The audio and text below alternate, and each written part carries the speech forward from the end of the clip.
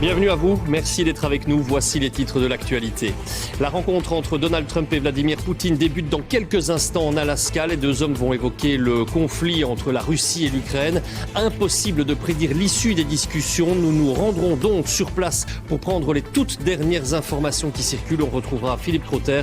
Il se trouve juste devant la base où doit se tenir la réunion. Mais une autre rencontre au sommet vient, elle, de se conclure par un échec. C'est celle qui devait déboucher sur un traité visant à faire baisser la pollution au plastique. Les 185 pays présents n'ont pas réussi à se mettre d'accord. Les pays producteurs de pétrole ont fait barrage.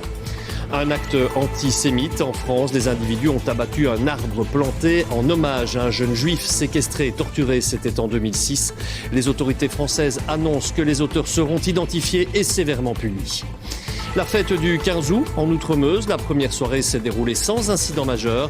Les services de secours et de sécurité constatent d'ailleurs qu'ils interviennent nettement moins depuis quelques années. Nous verrons ce qui explique ce changement. Enfin, malgré la chaleur, beaucoup de sportifs étaient de sortie aujourd'hui. Est-ce dangereux pour la santé?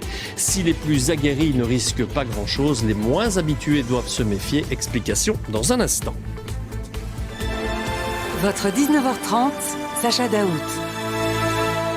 L'Alaska à la une. Madame, monsieur, bonsoir. C'est dans cet État américain le plus grand. À suivre dans ce journal, retour sur la bataille de Waterloo tout d'abord. Nous verrons que les chevaux y ont joué un rôle déterminant.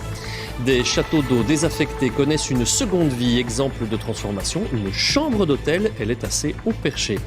Et puis on s'intéressera aux bénévoles des courses cyclistes. Ils donnent leur temps au service de leur passion. Les discussions. Et nous vous en parlerons évidemment sur nos différents médias d'information. En attendant, celui-ci est refermé. Fin de cette édition. Au nom de toute l'équipe, je vous remercie de nous avoir suivis. Tout de suite, la météo qui est présentée par Caroline Dossogne.